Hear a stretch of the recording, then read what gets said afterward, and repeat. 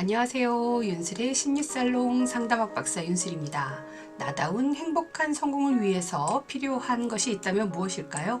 첫 번째, 자기 자신을 잘 알아야겠죠. 두 번째는 시대적인 트렌드를 아는 것입니다. 사회적인 상황, 국제 정세 등을 알아야겠죠. 세 번째는 기독교적인 세계관인데요. 인간을 창조하신 하나님의 뜻을 아는 것입니다. 가장 중요한 것은 이 기독교적인 세계관일 텐데요. 기독교적 세계관은 말씀과 기도와 헌신의 신앙생활을 통해서 영성 훈련을 통해서 알아가시면 되겠고요. 저는 이 영상에서 타고난 자신의 성격 강점에 대해서 살펴보고자 합니다. 자기 자신을 아는데 명리학만한 게 없는데요. 명리심리학을 기반으로 해서 타고난 것을 분석하는 것은 점이나 예언이 아닙니다. 우주의 원리이고 사람들이 살아가는 지혜를 터득하고자 했던 동양의 인문사회 과학입니다. 그 어떤 성격 검사 도구보다도 탁월하고 또 제대로 알지 못하면서도 사주는 점이라는 둥, 또 절대 보면 안 된다는 둥, 하나님께 죄를 짓는다는 둥, 마음을 불편하게 하고 죄인 취급을 하는데 죄송하지만 무식한 소리입니다. 물론 그렇게 말하는 데 이유가 있죠. 점치지 말라 했죠. 그런데 이 명리학을 또 점쟁이들이 활용을 하기 때문에 이 명리학 이퀄 점인 줄 아는데 그렇지 않다는 것입니다. 자, 기독교 신앙인이라면 하나님께 기도하고 말씀에 의지하고 나의 미래는 하나님께서 책임져 주실 것이라는 것을 확신하고 염려와 걱정을 내려놓아야 하는데 미래를 불안해하며 또 명리학 혹은 명리학을 떠나서 그 명리학을 학문의 관점이 아닌 어떤 점술법에 심취하거나 의존하는 사람들이 있기 때문이죠.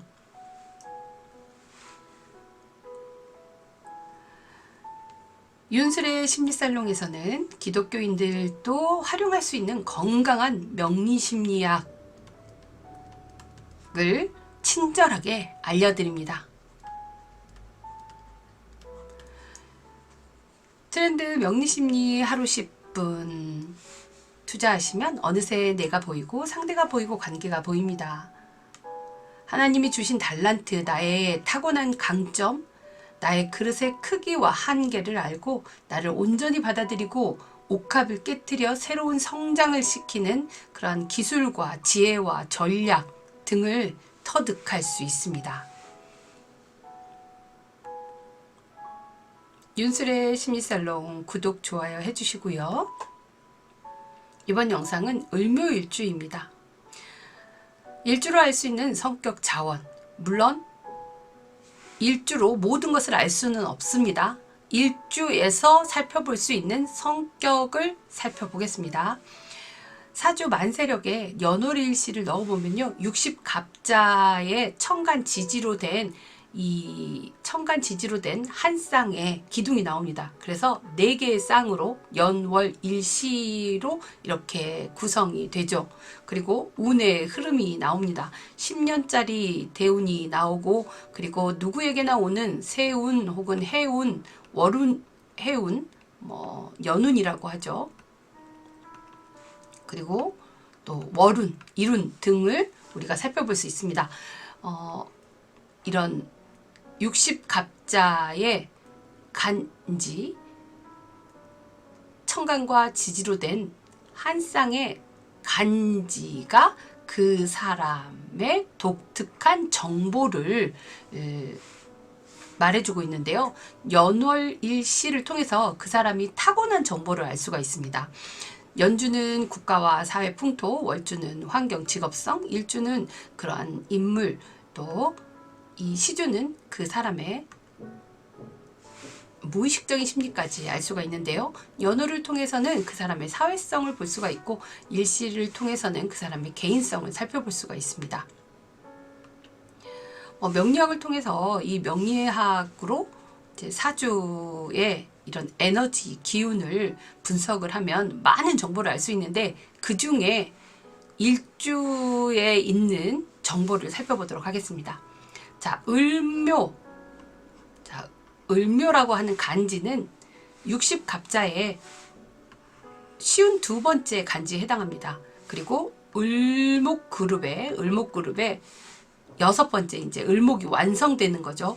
을축에서 시작해서 정말 이 동토에서 싹이 움터서 피어나는 이 을축에서 시작이 되어서 을묘까지 오는데 마지막 을목그룹의 마지막 완성이죠. 그리고 또 다시 이렇게 돌아갑니다. 자, 을묘가 연월일시 중에 일주에 있다면 그 사람의 성격 강점은 무엇일까요? 성격 자원에 대해서 살펴봅니다. 자, 을묘의 이 글자의 형태를 보면요. 이 을묘는 일단 을목 그리고 묘목 이렇게 음의 목으로 되어 있습니다. 이 간지가 같은 간지로 되어 있으면 보통 자기중심적이라고 말을 합니다. 더군다나 목은 또 자기중심적이고 또 을목이 특히 더 을묘로 되어 있을 때 더 자기중심적이 됩니다. 자기중심적이고 왠지 까다롭고 또 대접받기를 좋아합니다. 을묘가 이제 완성이 되었으니까요. 또 을목은 병화를 보면 이제 꽃이 핀다고 해서 굉장히 병화 하나만 이 사주에 있어도 을목이 정말 잘 산다고 얘기할 정도로 그 병화를 필요로 하는데요. 을목이 이제 꽃이 다 피기 위해서 준비가 된 상태예요. 그러니까 대접받기 좋아하고 굉장히 우월합니다. 자, 그리고 이런 산천 초목에 이 꽃이 피고 또 어떤 그 이미 생활력이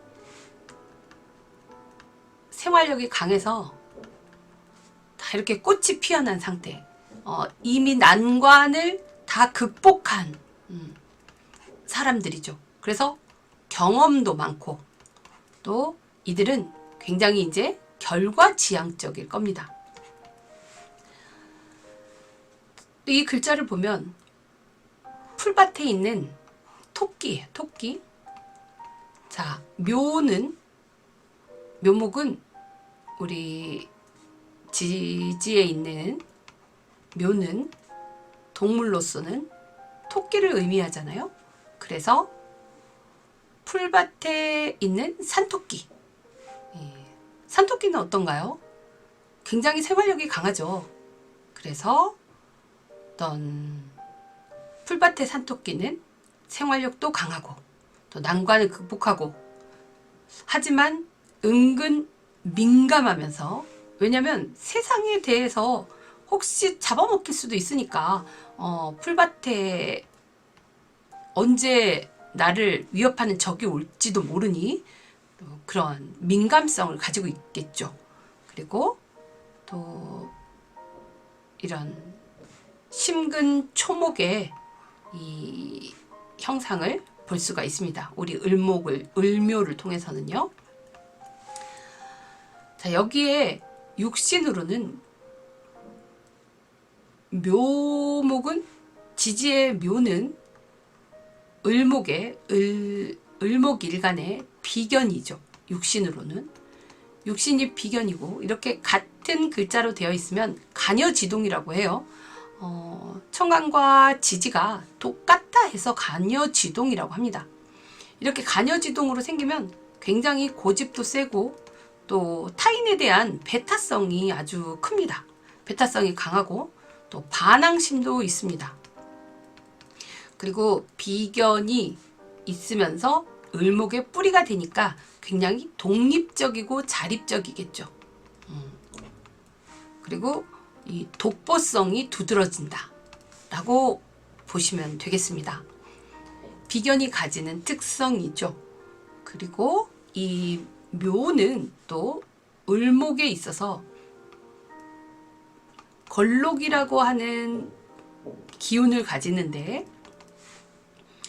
12운성, 인생을 12개, 12단계로 나누었을 때 이 천간의 기운이 어디에 해당하느냐, 운명에 적용하는 이런 천간 기운의 강약을 천지자연에 순환하는 이치로 설명을 하는데 그것을 바로 12운성이라고 해요. 그런데 이 묘목은 바로 걸록에 해당합니다. 걸록이라고 하는 것은 이제 아기가 태어나서 또 자라면서 아주 순수하게 자라면서 욕지, 목욕지에 있다가 그 다음에 이제 청년이 되어서 이 결혼을 하게 되는 띠를 두르고 결혼하게 된다라고 해서 이제 관대지에 오릅니다. 관대라고 하는 그런 별에 있다가 이제 다음 사회생활을 어느 정도 하는 그러한 이 걸록을 지니게 되는 거죠. 관직에 나가서 이미 경험하고 왕성하게 활동하고 있다라는 겁니다. 그래서 상승하고 번창하는 기운이다. 그러면 이 을목이 묘목 위에 있으니까 상승하고 번창하는 데다가 또 비견까지 이렇게 있어서 우리 굉장히 자기 의지대로 하고 싶은 대로 마음껏 누리고 싶어하는 그런 성향의 소유자이다. 또 이 사람은 재물과 또 명예가 생길 수가 있습니다. 그리고 이런 록지들은 보통 장남과 장녀의 역할을 하게 된다고 해요. 또 그만큼 자립심이 있고 갑인, 을묘, 경신, 신유 이러한 일주들은 의지가 굳고 또 매사의 주관이 뚜렷하고 어떤 내가 장남이나 장녀 역할을 하게 되니까 또 양자가 되거나 그런 의부를 들 수도 있는 그러한 경향성이 또 있습니다. 또 외적으로나 내적으로 모두 성숙된 상태다. 이런 일주들이 완전 무결한 성인의 시기가 바로 걸록인데 완전 무결한 성인의 상태가 지금 걸록인데 이제 을묘가 특히 더 그렇다는 거죠. 을묘, 경신, 신유 이런 간지들이 부모로부터 독립하고 자수성가를 상징하고 또 만사에 차분하면서도 냉정하고 빈틈이 없이 주도 면밀한 행동을 하면서 또 심사숙고해서 때때로는 과민할 정도로 심사숙고할 때가 있습니다. 그래서 특히 을묘는 좀 더 그럴 수 있겠죠. 왜? 이 산토끼의 형상을 가지고 주변을 살펴야 되니까 때때로 과민할 정도로 심사숙고할 때가 있다. 이들은요 툭이나 속임수에 빠져들지 않습니다. 그리고 그런 반면 또 기회를 놓칠 수도 있겠죠. 자, 세상에 많은 요령과 수완이 있는데 그보다 더 자격을 더 중요시 여기고 또 처세에는 약간 미숙한 그러한 사람들이 바로 걸록이지만 그래도 을목은 좀 처세술이 괜찮다고 봐야 돼요. 을목이 특히 병화를 가지면 굉장한 처세술을 가집니다. 자, 이러한 을묘일주 좀 더 정리해 보도록 할게요. 지장간에는 갑을이 있어요. 그래서 겁재와 비견으로 되어 있는데 을목의 겁재와 비견으로 되어 있으니 더더욱 고집이 세겠다. 그래서 생활력이 강하고 난관을 극복하는 힘이 대단히 강하다. 봄은 이제 인묘진을 보통 봄으로 상징을 하는데요. 그래서 인묘진의 을목을 꽃이라고 한다면 봄꽃은 약간 성격이 급합니다. 왜냐면 봄꽃은 좀 더 빨리 떨어진다고 하죠. 예를 들면 벚꽃도 빨리 떨어지고 이렇게 피는 꽃들이 진달래나 이런 봄에 피는 꽃들을 한번 연상을 해보세요. 빨리 떨어지잖아요. 그래서 성격이 급하다. 오히려 국화 같은 거는 가을에 피는 꽃들은 되게 오래 갑니다. 그래서 성격이 급하고 또 굉장히 더 대접받고 싶어 한다. 특히 더 대접을 받으려면 병화가 꼭 있어야 대접을 받습니다.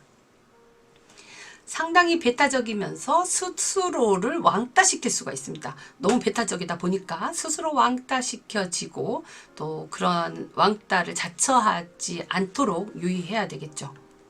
또 경쟁심이 워낙 강하고 자존심도 세고 고집이 강하다 보니까 타인의 충고를 또 듣지 않은 경향성이 아주 높습니다. 그리고 을묘일주들은요, 이 사치도 심하고 낭비가 좀 있습니다. 그리고 왠지 굉장히 까다로운 면을 지니고 있다라고 하는 것. 투기와 투자에 관심이 많으나 또 너무 사려 깊게 하려다 보니 기회를 놓칠 수도 있겠다. 자, 이 을묘가 가지는 것은 을묘에게 있으면 좋을 법한 것들이 바로 오행으로는 화나 토가 있으면 좋겠습니다.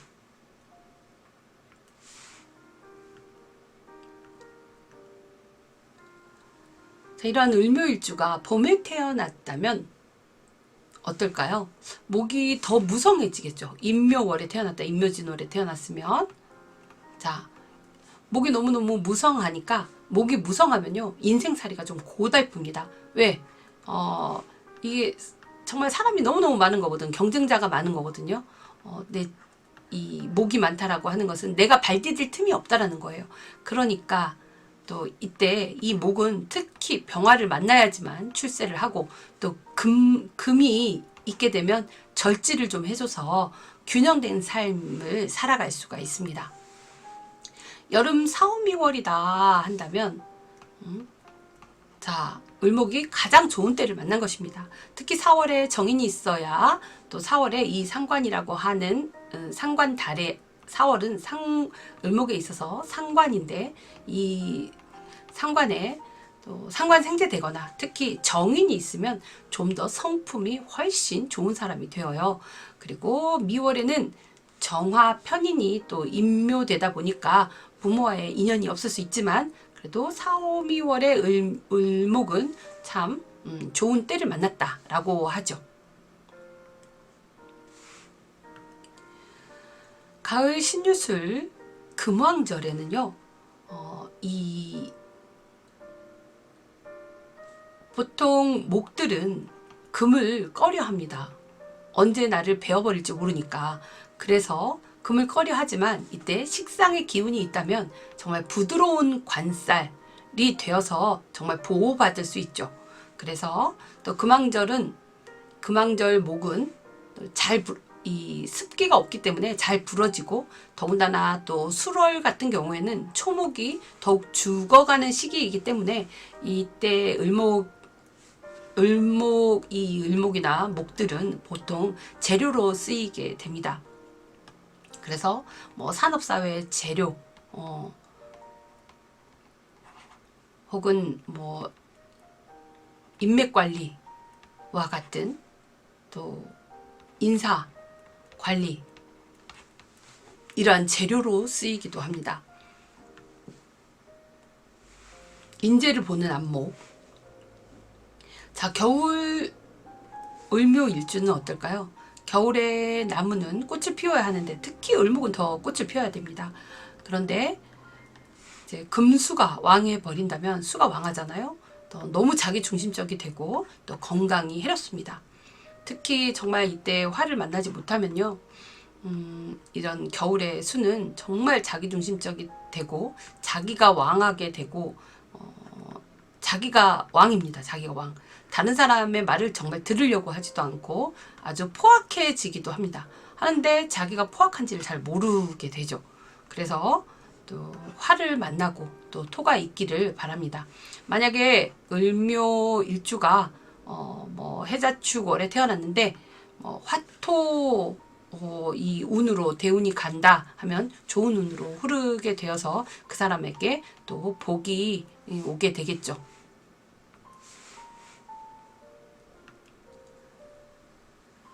을묘일주에게 잘 어울리는 직업성으로 보면 원예, 농업, 청과, 또 행정, 또 교육, 도시, 도시행정, 도시계획과 같은 또 의료, 또 여행 이러한 이 직업군이 조건을 살펴볼 수 있겠습니다.